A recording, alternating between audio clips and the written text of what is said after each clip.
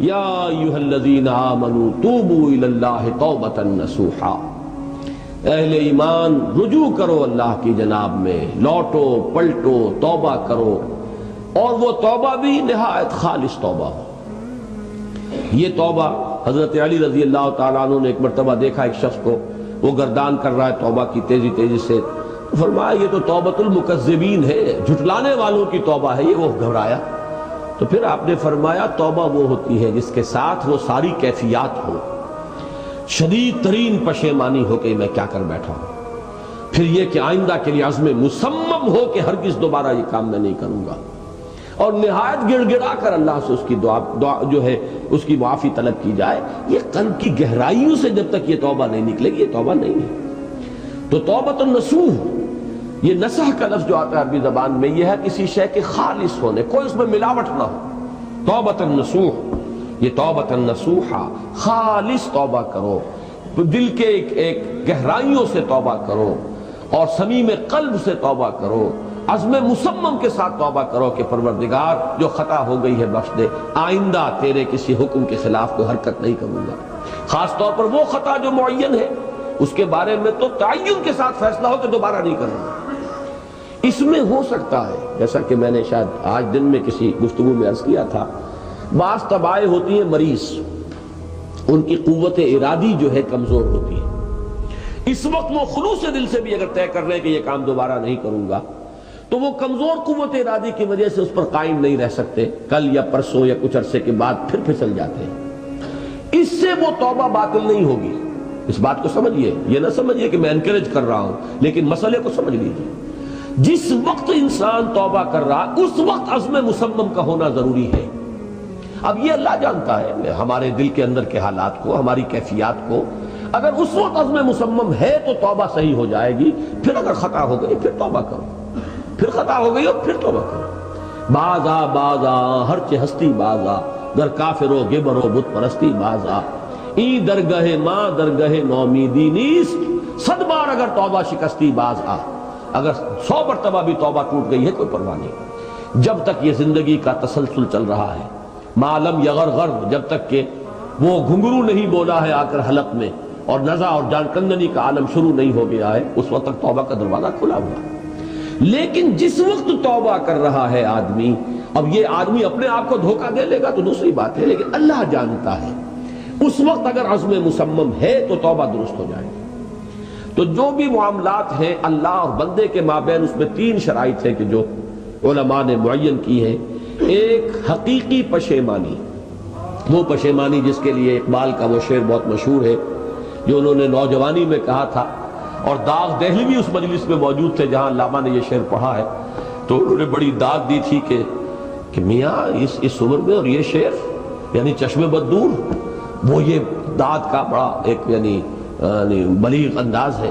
اور وہ شعر کیا تھا؟ موتی سمجھ کے شان کریمی نے چن لیے، قطرے جو تھے میرے عرق انفعال کے، شرمندگی کے احساس سے پیشانی کے اوپر اگر پسینہ آ گیا ہے، شرمندگی ہے اللہ میں یہ کیا کر بیٹھا، اللہ مجھ سے کیا ہو گیا، تو یہ شرمندگی سے اگر عرق آلود ہو گئی ہے پیشانی، تو اللہ کو یہ اتنی محبوب ہے کہ موتی سمجھ کے شان کریمی نے چن لیے، قطرے جو تھے میرے عرق انفعال کے۔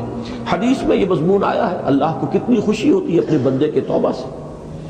بائبل کی ایک سٹوری جو ہے دی پروڈیگل سن، وہ آپ کو یاد ہوگی کہ ایک شخص کے کئی بیٹے تھے، اکثر جو تھے سارے بڑے فرمانبردار، بڑے عمدار، سعادت مند کام کرنے والے، ایک تھا نٹکھٹ قسم کا شریر، وہ اپنی دولت بھی بٹوا کے لے گیا، اور پھر وہ بہت سال کے بعد آیا ہے تو سخت یعنی فقیری کے اور قلاشی کے عالم میں باپ نے واقعی سب سے توجہ ہٹا کر اپنی ساری محبت کا مرکز پھر اس بچے کو بنا لیا، اپنے بیٹے کو۔ تو وہ سعادت مند بیٹے تھے، انہوں نے کہا کہ یہ کیا کیا آپ نے، یہ ایسا اور یہ ایسا اور یہ ایسا اس نے یہ کیا، اور آج آپ پھر اس کے لیے وہی آپ کی محبت جو ہے وہ یہاں پھر اس کے جو ہے شامل حال ہو گئی ہے۔ تو انہوں نے کہا کہ تم دیکھتے نہیں کہ اگر کوئی چرواہا ہو اور اس کی اگر 100 بھیڑیں اور بکریاں ہیں، تو اگر کوئی بھیڑیا کسی ایک بکری کو اٹھا کر لے جائے تو وہ 99 کو چھوڑ کر اس کے پیچھے بھاگتا ہے اس کو بچانے کے لیے۔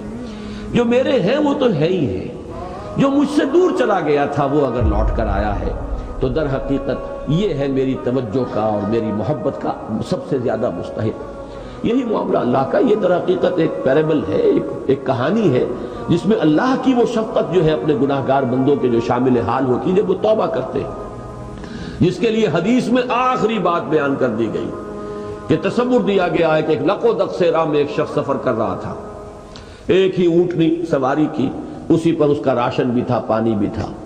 تھوڑی دیر کے لیے وہ ایک درخت کے سائے میں بیٹھا سستانے کے لیے، دھوپ کی تمازت سے بچنے کے لیے، تو ذرا بیٹھا بیٹھا اونگ گیا. اب جو آنکھ کھلی تو دیکھا کہ اونٹنی غائب ہے، اس کا سفر کا ذریعہ وہی، پانی اسی پر، راشن اسی پر، گویا کہ کل زندگی کا ذریعہ جو ہے وہ اونٹنی تھی اس کی. لق و دق سے رہا ہے، کہاں جائے؟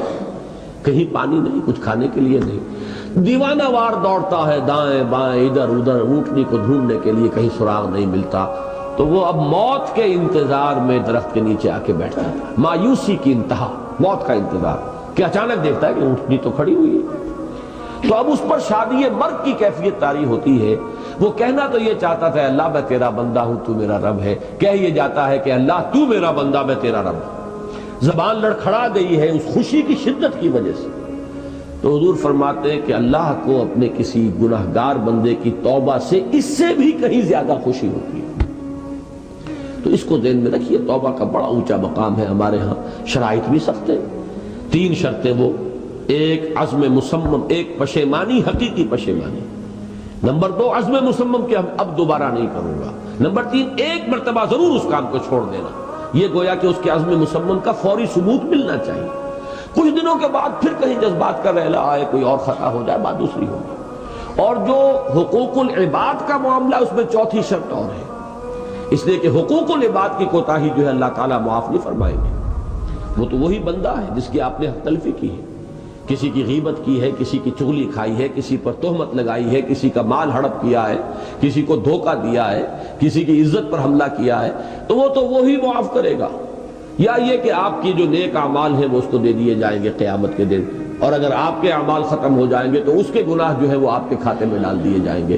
بہرحال جو 4تھی شرط ہے حقوق العباد کے معاملے میں کوتاہی میں توبہ کی، وہ یہ ہے کہ آپ یا معافی طلب کریں یا تلافی کریں اس شخص کی جس کے حقوق کو آپ نے طلب